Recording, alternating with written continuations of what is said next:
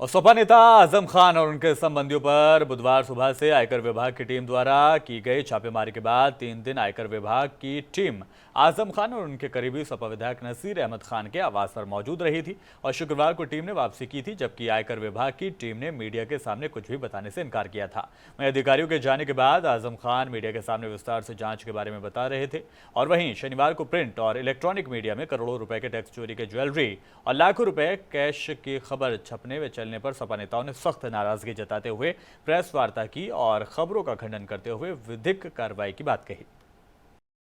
Bharatiya Janata party की government माननीय आजम खान साहब के खिलाफ जो रणनीति बना रही है, जो साजिश कर रही है, उन्हें डिफेम करने के लिए जो काम कर रही है,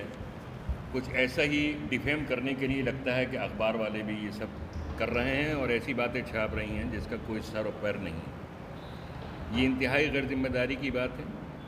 पहले हम इसकी निंदा करते हैं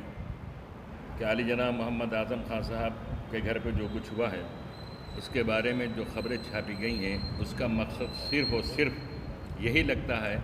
कि रामपुर की और उत्तर प्रदेश की और हिंदुस्तान की इस मजबूत क़यादत को बदनाम किया जाए। इसके अलावा कुछ नहीं।